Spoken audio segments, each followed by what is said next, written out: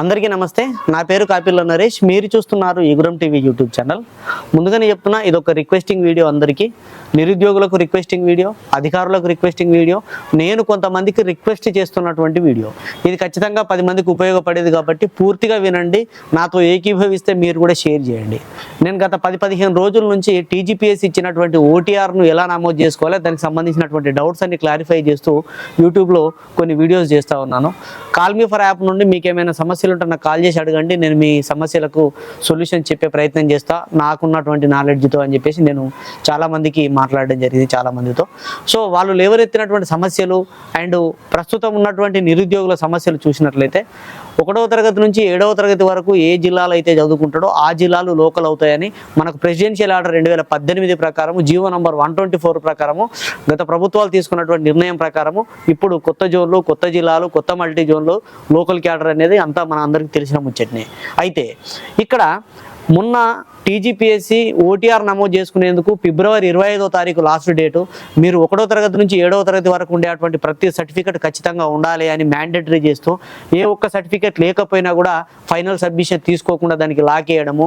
ఒకవేళ అక్కడ మనకు అవకాశం కూడా ఇచ్చారు. ప్రెసిడెన్షియల్ ఆర్డర్ ప్రకారం 1వ తరగతి నుంచి 7వ తరగతి వరకు ఏవైనా తరగతులు చదువుకోకపోతే ఆ తరగతులకు సంబంధించినటువంటి రెసిడెన్సీ అప్లోడ్ చేయొచ్చు అని చెప్పారు. ఆ రెసిడెన్సీకి సంబంధించినటువంటి ప్రోఫార్మా కూడా టీజీపీఎస్సీ వెబ్సైట్లో అందుబాటులో ఉంచారు. అన్నీ మంచిగా ఉన్నాయి, చెప్పిన కాడికి సూపర్ ఉన్నది. కానీ అసలైన సమస్య ఇక్కడనే స్టార్ట్ అయింది. సమస్యలు ఎక్కడ వస్తున్నాయి అని అంటే 1వ తరగతి నుంచి 7వ తరగతి వరకు స్టడీ సర్టిఫికెట్లు కావాలి ఇప్పుడు ప్రతి నిరుద్యోగికి. ఇప్పుడు రాబోయేటువంటి జీపీఓ నోటిఫికేషన్, రాబోయేటువంటి group 1, group 2, group 3, group 4, constable, SI ఉద్యోగాలకు, డిఎస్సి ఉద్యోగాలకు 1 నుంచి 7వ తరగతికి తప్పనిసరిగా అన్ని సర్టిఫికెట్లు కావాలి. ఇక్కడ సమస్య ఏడవుతుంది అని అంటే హై స్కూల్లో చదివినటువంటి సర్టిఫికెట్లు అన్నీ వాళ్ళ దగ్గర ఉంటున్నాయి, కానీ ప్రైమరీ లెవెల్ ఉండేటువంటి సర్టిఫికెట్లు సగం వాళ్ళ దగ్గర ఉంటలేవు. ఎందుకంటే గతంలో 10వ తరగతి నుంచి కిందికి 4 సంవత్సరాలు చూసేటోళ్ళు ఇప్పుడు 7వ తరగతి నుంచి కిందికి 4 సంవత్సరాలు చూస్తారు. అప్పుడు తీసుకోలేదు. ఇప్పుడు కావాలని పోతే ఆ స్కూళ్ళలో రికార్డులు సరిగా ఉంటలేవు. ఒకవేళ ఉన్నా కూడా తప్పులు ఉంటున్నాయి, డేట్ ఆఫ్ బర్త్ మిస్టేక్స్ ఉన్నాయని కాల్స్ వస్తున్నాయి. నాకైతే చాలామందికి సమస్యలు ఉన్నాయి. అక్కడ తండ్రి పేరు తప్పు ఉన్నదానో, లేకపోతే రికార్డులు లేవనో, ఒకవేళ అన్ని రికార్డులు ఉన్నా ఆ స్కూల్కి రికగ్నైజేషన్ లేదనో, లేకపోతే ఇప్పుడు అసలు ఆ స్కూలే లేదనో, 1 నుంచి 7వ తరగతి వరకు చదివినటువంటి దాంట్లో ప్రధానంగా ప్రైమరీ స్కూళ్ళల్లో స్కూళ్ళు లేక స్టడీ సర్టిఫికెట్లు తీసుకోలేక చాలామంది నిరుద్యోగులు ఇలా అవస్థపడుతున్నారు. సో ఈ సర్టిఫికెట్లు తీసుకుందామని పోయినా రికార్డులలో అన్నీ ఉన్నా కూడా వీళ్ళు 10th క్లాస్, ఇంటర్, డిగ్రీ, పీజీలు అయిపోయి ఉన్నాయి. ఇక్కడ డేట్ ఆఫ్ బర్త్లు ఒక రకంగా ఉన్నాయి. 1 నుంచి 5వ తరగతి వరకు సర్టిఫికెట్లలో ఇంకో రకమైనటువంటి డేట్ ఆఫ్ బర్త్లు ఉన్నాయి. అవన్నీ ఎట్లా మార్చుకోవాలో ఇప్పటికీ క్వశ్చన్ మార్కు. ఆ నిరుద్యోగి మరి ఈ 5th క్లాస్ ప్రకారం ఈ 10th, ఇంటర్, డిగ్రీ ఇవన్నీ మార్చుకోవాలా, లేదంటే వాటిని బట్టి దీన్ని మార్చుకోవాలా, క్వశ్చన్ మార్కు. సో ఇవన్నింటినీ క్వశ్చన్ మార్కు పెట్టేటట్టు విద్యాశాఖ నుండి ఏదైనా ఉత్తర్వులు జారీ చేసి ఏవైనా తప్పులు ఉంటే ఆ తప్పులను కరెక్షన్ చేసుకున్నటువంటి విధంగా 1వ తరగతి నుంచి 7వ తరగతి వరకు స్టడీ సర్టిఫికెట్ల ఇష్యూ చేయడంలో, 1వ తరగతి నుంచి 7వ తరగతి వరకు స్టడీ సర్టిఫికెట్లను మెయింటైన్ చేయడంలో, అవి ఇష్యూ చేయడానికి సంబంధించి ఏవైనా గైడ్లైన్స్ ఇస్తే బాగుంటుంది అనేది విద్యాశాఖకు నేను రిక్వెస్ట్ చేద్దామని నేను చిన్న ఫైల్, ఒక 7-8 పేజీల ఫైల్ రెడీ చేసుకున్నా. దీంతోపాటు ఏవైనా తరగతులు చదవకపోతే 1వ తరగతి నుంచి 7వ తరగతి వరకు ఏదైనా తరగతి చదవకపోతే రెసిడెన్సీ తీసుకోవాలని అన్నారు. ఇక్కడ రెసిడెన్సీ విషయం కోసం ఆ రెసిడెన్సీ సర్టిఫికేట్ ప్రోఫార్మా టీజీపీఎస్సీ వెబ్సైట్లో ఉంచారు. ఆ ప్రోఫార్మా పట్టుకొని ఎంఆర్ఓ గారి దగ్గరికి వెళ్తే ఇది నేనెందుకు ఇస్తా, ఇది నాకు ఇచ్చే అధికారం ఎక్కడ ఉన్నది, ఇది ఇవ్వమని నాకు ఎవరు చెప్పలేదు, మాకేం గైడ్ లైన్స్ లేవు, అయినా నువ్వు ఇక్కడ చదివినావని గ్యారెంటీ ఏంది, అదే స్కూల్లో ఉన్నామని గ్యారెంటీ ఏంది, ఇలాంటి క్వశ్చన్స్ వాళ్ళు అడుగుతారు. సహజం, ఎందుకంటే వాళ్ళకి ఎలాంటి గైడ్లైన్స్ లేవంటారు. కొంతమంది రిక్వెస్ట్ చేసుకుంటే ఏదో పొలిటికల్ ప్రెషరో లేకపోతే ఇంకేదో ఇస్తున్నారని తెలిసింది. ఇక కొందరైతే మొత్తానికే ఇస్తలేమనండి. మన కామెంట్లు వస్తున్నాయి, అన్న నేను సర్టిఫికేట్ కోసం పోతే ఇక్కడ తీసుకోంటే అక్కడ తీసుకోని ఇక్కడ అంటారు, అక్కడికి పోతే ఇక్కడనే తీసుకోమంటారు, నేను ఎక్కడ తీసుకోవాలని నాకు అర్థమైతే లేదని చెప్పేసి కామెంట్లు పెడతారు. ఆ కామెంట్ తప్పు, నిజంగా వాళ్ళ తప్పు ఇదంతా కాదు. కానీ మొత్తం మీదనైతే ఈ స్టడీ సర్టిఫికెట్ల ఇష్యూలో కొంతమంది నిరుద్యోగులు అయితే ఇబ్బంది పడుతున్నారు అనేది అనిపిస్తూ ఉన్నది. ఇది ఎంతవరకు వాస్తవం, మరి వాళ్ళు చెప్పింది నమ్మాలా లేదంటే అధికారులు చెప్పింది నమ్మాలా, ఇదంతా పక్కన పెడితే ప్రస్తుతం ఎంఆర్ఓ గారికి ఈ చదువుకున్నటువంటి పీరియడ్లో, ఇంటి దగ్గర ఉన్నటువంటి పీరియడ్లో రెసిడెన్సీ సర్టిఫికేట్ ఇష్యూ చేసేటువంటి పూర్తి గైడ్లైన్స్ ఏ విధంగా ఇష్యూ చేయాలి, ఇట్లా తీసుకోండి అని మనకు కూడా నిరుద్యోగులకు కూడా మీరు ఇట్లాంటివి తీసుకోండి అని చెప్పేసి పూర్తిగా డీటెయిల్డ్గా ఏమైనా ఇస్తే బాగుంటుంది అనేది నాకు అనిపించింది. దీంతోపాటు విద్యాశాఖ దగ్గర కూడా 1వ తరగతి నుంచి 5వ తరగతి వరకు ఏవైతే స్కూళ్ళు గతంలో ఉండి మూతపడ్డ స్కూల్ ఏమైనా ఉంటే వాటి డాటా కానీ, లేదంటే ఇప్పుడు ఎంత వయసు 40 నుంచి 50 సంవత్సరాల వయసు ఉన్నటువంటి వాళ్ళు మాత్రమే, 45 సంవత్సరాల వయసు ఉన్నటువంటి వాళ్ళు మాత్రమే ఇలా ఉద్యోగాలకు అప్లై చేసుకుంటారు. అంటే వాళ్ళకి 5 సంవత్సరాల వయసు ఉన్నప్పటి నుంచి బడిపోతారు.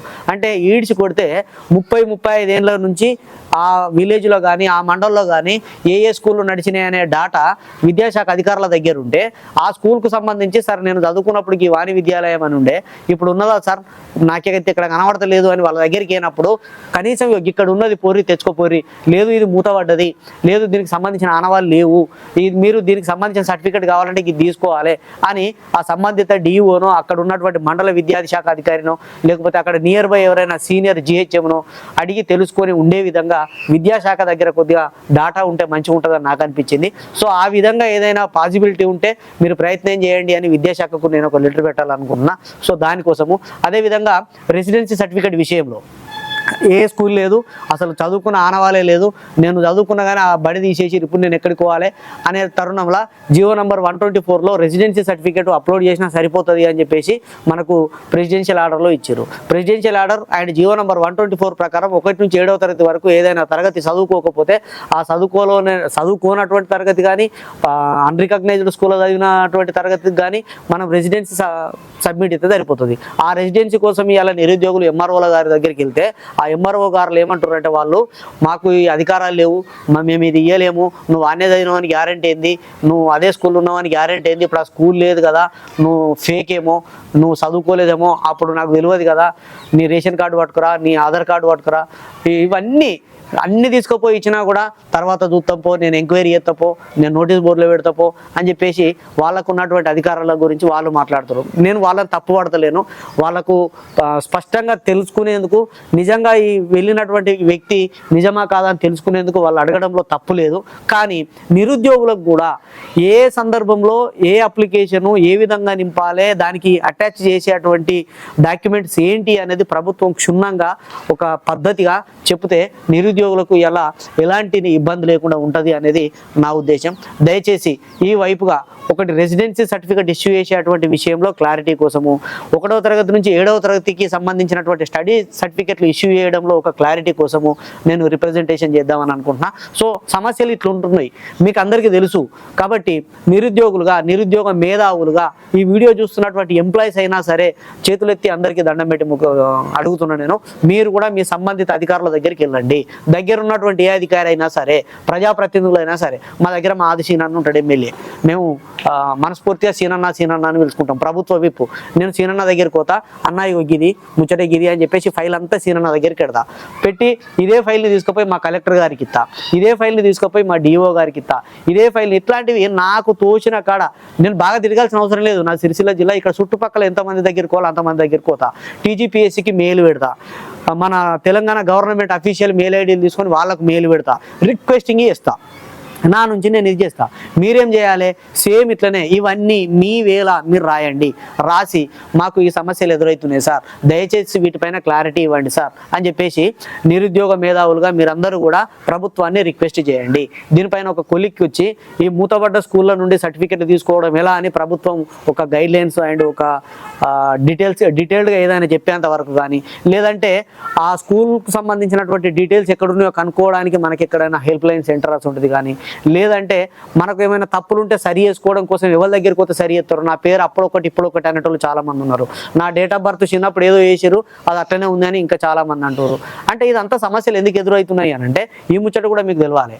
మనము ఫస్ట్ గతంలో చదువుకున్నప్పుడు 10th క్లాస్ బోర్డు ఎగ్జామ్ నుంచి కిందికి వరుసగా 4 సంవత్సరాలను మాత్రమే లోకల్ క్యాండిడేట్గా చూసేవాళ్ళు ఉమ్మడి ఆంధ్రప్రదేశ్ ఉన్నప్పుడు.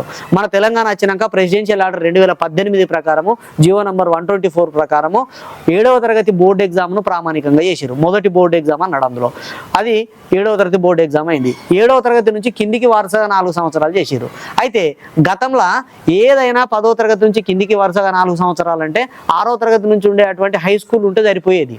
ప్రైమరీ స్కూల్ ఉండే సర్టిఫికెట్లని ఎవరు పట్టించుకోకపోతారు, ఎవరు దేకుడు కూడా దేకపో. అప్పుడైతే ఇక ఇక్కడ ప్రైమరీ స్కూల్ ఉన్న టీచర్లు ఏం చేద్దరు, ఈ సర్టిఫికెట్లకు విలువ లేదు, ఈ సర్టిఫికెట్లను ఎవరు పట్టించుకోరు, ఈ ఇచ్చినటువంటి సర్టిఫికెట్లను ఎవరు దేకుడు కూడా దేకలేదు. అప్పుడు పట్టించుకోకపోయేసరికి చూసేసరికి ఏమనిపిస్తుంది, వీళ్ళు కూడా సరిగా ఆ రికార్డులు మెయింటైన్ చేయలేకపోవడము, ఆ రికార్డులకు విలువ ఇవ్వకపోవడము.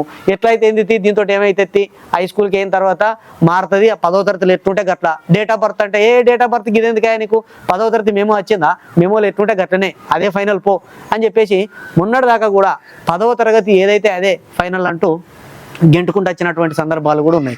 నేను అందరిని అంటలేను, అన్ని స్కూల్ అంటలేను, అందరు టీచర్లు అంటలేను. దయచేసి ఎవరి మనోభావాలన్నా దెబ్బతీసినట్టు మాట్లాడితే క్షమించాలి. కొన్ని స్కూళ్ళల్లో కొంతమంది జరుగుతారు. ఆ కొంతమంది చేసినటువంటి మిస్టేక్సే అప్పుడు చదివినటువంటి నిరుద్యోగులే ఇవాళ ఉద్యోగాలు కోల్పోయేటువంటి పరిస్థితిలో ఉన్నారు. వాళ్ళు సర్టిఫికెట్లు సరిగా లేక 1వ తరగతి నుంచి 7వ తరగతి వరకు స్టడీ సర్టిఫికెట్లు లేక, ఆ స్టడీ సర్టిఫికెట్ లేవని రెసిడెన్సీ సర్టిఫికెట్ కోసం పోతే వాళ్ళు నానా తిప్పలు పెట్టడం.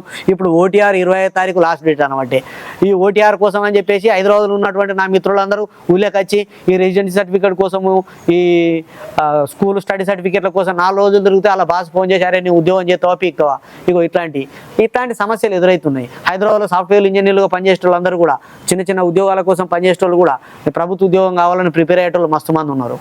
ముఖ్యంగా నిరుద్యోగులు ఇవన్నీ విడిచిపెట్టి హాస్టల్లో ఉండి మంచిగా సీరియస్గా చదువుకునే వాళ్ళు కూడా మళ్ళీ ఊళ్ళకి వచ్చి ఈ సర్టిఫికేట్ అట, ఆ సర్టిఫికేట్ అట. ఇలా ఏ మండల ఆఫీసులకో నాన్ క్రిమిలేయర్ సర్టిఫికెట్ల కుప్ప ఇంతెత్తు, రెసిడెన్సీ సర్టిఫికెట్ల కుప్ప ఇంతెత్తు. ఇవన్నీ ఎందుకోసం జరుగుతున్నాయి అని అంటే ఇందుకోసమే. ఎట్లియర్లో క్లారిటీ లేదు, ఎట్లా తీసుకోవాలో క్లారిటీ లేదు, నిరుద్యోగులకు క్లారిటీ లేదు, అక్కడ క్లారిటీ లేదు అన్నట్టుగానైతే జరుగుతూ ఉన్నది. కాబట్టి ఈ వీడియో ద్వారా నేను నా బాధ నిలవోసుకున్నాడు, మీ బాధ నాకు చెప్పుకుంటున్నారు. మీ బాధ ఇదంతా కూడా నాకు వచ్చినటువంటి బాధ కాదు, మీ బాధనే నా బాధగా భావిస్తూ నేను దీనికి ఇకనైనా చరమగీతం పాడదాం. రాబోయేటువంటి నోటిఫికేషన్ల వరకైనా ఈ రిక్వెస్ట్ పెడితే ఈ రిక్వెస్ట్లు అక్కడ దాకా పై స్థాయి దాకా చేరి నిజమే ఈ సమస్యలు ఎదురవుతున్నాయి, ఈ సమస్యకు గిట్లా చేస్తే బాగుంటుంది అని వాళ్ళ వేళ ఆలోచిస్తారు. అంత మేధావులు ఐఏఎస్ ఆఫీసర్లు ఉన్నారు, మంచి మేధావులు ఉన్నారు సార్. వాళ్ళు మన సొల్యూషన్ కోసము కొంత వర్కౌట్ చేసి మంచి సొల్యూషన్ ఇస్తారనే ఉద్దేశం కొద్దిగా ఈ వీడియో. మేధావులుగా మీరు కూడా మీ వంతు సహకారం చేయండి, మీ వంతుగా మీరు కూడా రిక్వెస్ట్ చేయండి. ఏం లేదు, మీకు ఇప్పుడు నేను చెప్పినటువంటి అంశాలు ఉన్నాయి కదా, మీ వేలో పేపర్ మీద రాసి మీరు డైరెక్ట్ మీ ఎమ్మెల్యేకు, మీ దగ్గర ఉన్న కలెక్టర్కో, మీ ఎంపీడీఓలకో, లేకపోతే ప్రభుత్వం దృష్టికి వెళ్తుంది వీళ్ళ ద్వారా అని అనిపించే వాళ్ళందరికీ మీరు షేర్ చేయండి. సో ఇట్లా మీకు చెప్పేందుకే ఈ వీడియోలో నేనేమైనా తప్పుగా మాట్లాడినా, ఎవరి గురించి అయినా తప్పుగా ప్రస్తావించినా, అంటే నేను మాట్లాడినటువంటి మాటలు ఏమైనా మీకు ఇబ్బందిగా కలిగించినా, ఎవరి మనోభావాలను దెబ్బతీసినా ఇది అవగాహన కోసం మాత్రమే.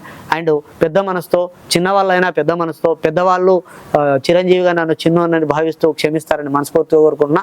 దీనివల్ల నిరుద్యోగులకు కొంత లాభం జరుగుతుందనే ఉద్దేశమే తప్ప మరే ఉద్దేశం లేదు. కాబట్టి విషయంగానే అర్థం చేసుకుంటారని మనస్ఫూర్తిగా కోరుకుంటూ సదా విద్యాసేవలో ఈగురం టీవీ, కాపిల్ల నరేష్.